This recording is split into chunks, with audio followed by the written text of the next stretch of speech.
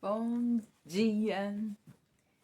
Temos hoje mais um dia de sol, debaixo da graça e da misericórdia do nosso Deus.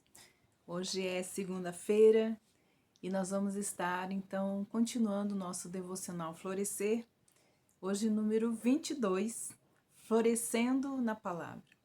Essa semana, nosso devocional, ele vai estar falando sobre a importância da palavra de Deus na nossa vida, no nosso florescer em Deus, né? A vida de Deus, ela floresce em nós através da palavra de Deus. Ontem nós falamos sobre a palavra de Deus, falamos sobre Davi, né? Salmo 119. E hoje nós vamos continuar então falando da importância da palavra de Deus viva e eficaz, que deve penetrar na nossa alma, no nosso íntimo, no nosso espírito, no nosso corpo e na nossa alma, e fazer a obra redentora, curadora, transformadora. A palavra de Deus é a arma mais poderosa que existe nesse universo para mudar histórias, para mudar vidas, e pode mudar a nossa história, a nossa vida, e pode mudar também a história da humanidade. Tudo está escrito nas Escrituras. Inclusive isso que estamos vivendo hoje. Está escrito. Nunca a palavra de Deus foi tão enfática, verdadeira e real como ela está sendo hoje, quando nós vemos tudo o que está acontecendo. E hoje nós vamos então falar sobre Jesus. Jesus, ele nos fez um convite lá em Mateus, capítulo 11, versículos de 28 a 30.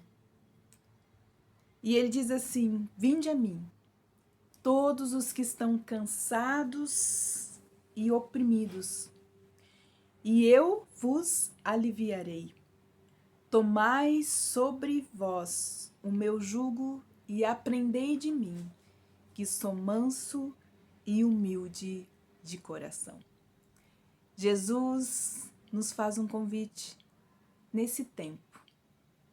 Esse convite é de que, se você está cansado, oprimido, se você está desanimado, desesperado, que você deve ir a Ele, entregar o seu jugo, ou seja, o seu fardo pesado que você carrega. E quando você entrega esse fardo, você entra, então, senta na sua escola. Você entra na sua escola e aprende dele, que é humilde e manso de coração. O convite é para cada cristão seguir a Jesus, ir a ele. Porém, não saberemos como segui-lo se não pudermos vê-lo primeiro, para onde ele está indo, e em primeiro lugar, para onde vamos, para onde ele está indo. E nós sabemos que é a palavra de Deus. Então, se você aceitar este convite, primeiro você precisa ver para onde ele está indo. E em primeiro lugar, nós precisamos ver aonde ele está indo. E nós sabemos através da palavra de Deus. A Bíblia, ela revela Jesus e contém os seus ensinamentos que são fundamentais para a nossa vida. Jesus deseja que o conheçamos através das Escrituras. Este é o convite. Ele espera que o conheçamos através dela. Entrar na escola de Jesus para aprender dele, que é manso e humilde de coração. Se nós quisermos ser vivificados, se nós quisermos ser consolados, se nós quisermos ser salvos, abençoados, curados, transformados, edificados, fortalecidos, santificados, redimidos, é por meio das Escrituras. Se você quer nascer de novo, é através das Escrituras, do Espírito da Palavra, através da ação poderosa do Espírito Santo de Deus nas nossas vidas. Se quisermos que a sua palavra habite em nós, então nós devemos ir até ele através das Escrituras. Como ele nos falou, e ele um dia repreendeu os fariseus por não fazerem isso. Lá em João capítulo 5, versículos de 38 e 40, diz assim: nem a sua palavra habita em vocês, pois não creem naquele que enviou. Vocês estudam somente as Escrituras, porque pensam que nelas vocês têm a vida eterna. E são as Escrituras que testemunham ao meu respeito. Contudo, vocês não querem vir a mim para terem vida. Jesus é o caminho, a verdade e a vida. Muitas pessoas conhecem as Escrituras, mas não encontraram o espírito dessa Escritura. Não seguiram, não aceitaram o convite de Jesus para aprender dele, que é manso e humilde de coração. O sinal de que a sua palavra habita em nós é que quando estudamos, quando meditamos nela e praticamos ela, recebemos fé e vida eterna em Jesus. Nós aprendemos que a semente é a palavra de Deus. Se ela cair no nosso coração e for uma terra boa, ela vai germinar e vai dar frutos, e frutos eternos, porque Jesus é a própria eternidade habitando em nós. Nós já vivemos a nossa eternidade em Deus, porque a vida eterna habita em nós. Depois que Jesus foi crucificado e sepultado, 2 dos seus discípulos caminhavam pela estrada de Emaús. E eles já estavam desencorajados, desanimados e confusos com o que aconteceu. Eles tinham crido num homem que haviam seguido por 3 anos. O Messias que salvaria a nação de Israel. E em vez disso, ele morreu. Então Jesus, já ressurreto, a quem eles não reconheceram, começou a andar com eles por essa estrada. E perguntou a eles por que tanta tristeza. E eles contaram a grande perda que eles tiveram. Perderam o seu herói, aquele que eles acreditavam queria salvar Israel das mãos dos romanos. Apesar de terem ouvido o relato das mulheres de que Jesus estava vivo, Jesus estava morto em seus corações. Eles não creram.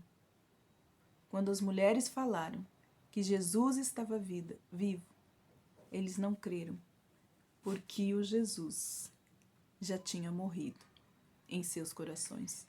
Por isso não o receberam, por isso não o reconheceram enquanto ele andava com eles. Jesus poderia dizer-lhes: olha, eu estou vivo, olhem para mim, sou eu. Em vez disso, ele os repreendeu pela falta de fé e começou a elucidar-lhes através das Escrituras. E começando por Moisés e todos os profetas, explicou-lhes o que constava a respeito dele em todas as Escrituras. Lucas 24, 27. Jesus apresentou-se a eles, falando dele a respeito do que as Escrituras falavam a seu respeito. Ele queria que eles reconhecessem através das Escrituras. Jesus abriu os seus olhos para que pudessem reconhecer quem ele era e logo depois desapareceu. Mas àquela altura não foi o fato de vê-lo que os convenceu. No verso 32, lemos que não estava ardendo em nossos corações, dentro de nós, enquanto ele falava no caminho e nos expunha as Escrituras? Não ardia o nosso coração enquanto andávamos com ele e ele nos expunha as Escrituras? Eles o reconheceram porque ele havia se revelado através das Escrituras. Como muitos ensinos nos evangelhos revelam, o próprio Jesus foi imerso, foi enraizado nas Escrituras, tornando esta a maior razão para também nós sermos imersos e enraizados nas Escrituras. A palavra de Deus diz que nós estamos enraizados em Cristo. E Cristo é a própria palavra, é o Logos de Deus, é a palavra de Deus do princípio ao fim. E nós precisamos ser enraizados, estar enraizados nas Escrituras, e assim estaremos enraizados em Cristo, fortalecidos em Cristo, transformados em Cristo de dia em dia e de glória em glória. Se Jesus estudou, declarou, acreditou, praticou as Escrituras, então todos aqueles que aceitaram o seu convite de segui-lo também devem fazer o mesmo. A forma mais poderosa que Jesus usou as Escrituras foi quando ele foi tentado 40 dias no deserto. E a sua resposta padrão para Satanás era: está escrito. Ou dito está. Nem as mentiras, nem a pressão do diabo conseguiram manipulá-lo, pois ele havia dedicado a conhecer e praticar a palavra de Deus. Que sejamos ouvintes e praticantes desta palavra, porque nelas nós encontraremos a vida e vida eterna. Estude, medite na palavra de Deus. Coma, se fortaleça, fortifique-se através do estudo e da meditação da palavra de Deus. E você, o que arde em seu coração a respeito de Jesus? No meu, ele é o meu amado. Ele me encontrou. Ele me salvou. Ele me redimiu, ele me justificou, ele me agraciou com o seu amor. Jesus é tudo o que eu tenho. É o dom mais precioso que eu tenho. E é por ele que eu vivo. E é por ele que eu morrerei. Porque o meu Senhor, o meu Redentor, vive, e eu vivo nele, e eu vivo por ele. E você? O que arde em seu coração a respeito de Jesus?